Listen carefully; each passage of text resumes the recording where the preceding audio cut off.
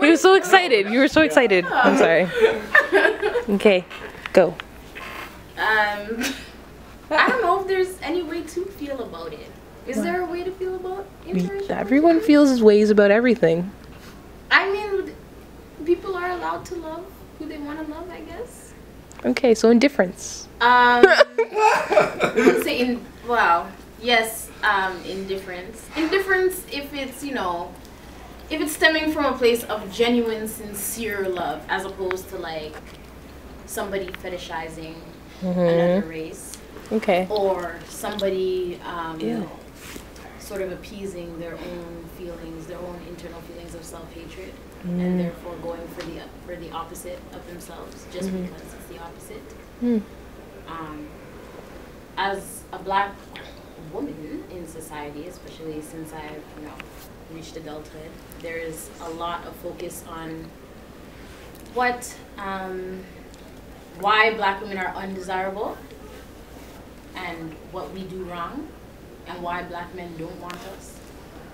But I mean, obviously these are all just mass fabrications and wild accusations. So at the end of the day, being with a person of the same race doesn't necessarily supersede being with somebody of another race.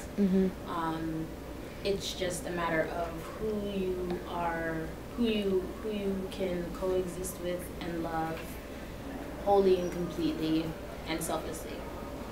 So interracial dating can be a beautiful thing. If it's done right. Yeah, exactly. How are you, Fauna? Huh?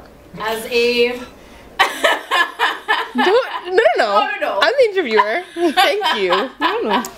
Thank Come on, you. as a product of interracial love match. A product. I'm not Product. Well, no.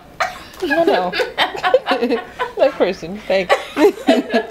This is what happens. You don't want this in the world. No. Why? We need more of you.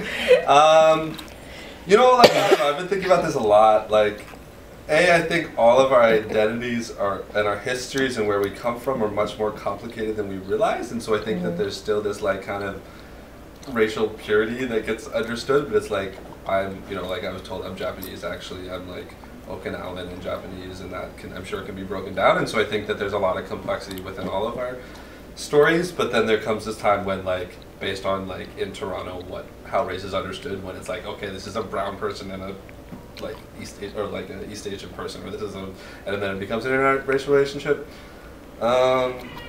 Like in the gay community, there's this whole, you can go on Grindr and it's all like, no this, no that, and it'd be really easy for me to be like, yes, we should all just love everyone. But I do think that like race plays a role in attraction. I don't want to just like, and I know it does for me. Like for example, I have issues, like I think because of the trauma of white supremacy and that history for me, I find it very difficult to be intimate with people who are white because that history is complicated. And I think that unfortunately there's huge fetishizing and huge like tokenizing, and there's also this weird cultural capital thing in Toronto where it's like, oh, I'm dating a person of color or some shit like that. And like, so I don't know, I think it's different for different people, and I think that clearly there's beautiful relationships of all type, but I think that it's something that really, like, there's a lot of deep complicated roots in that I look forward to exploring in my own mind. Like I don't even like, have Asian ancestry, and it's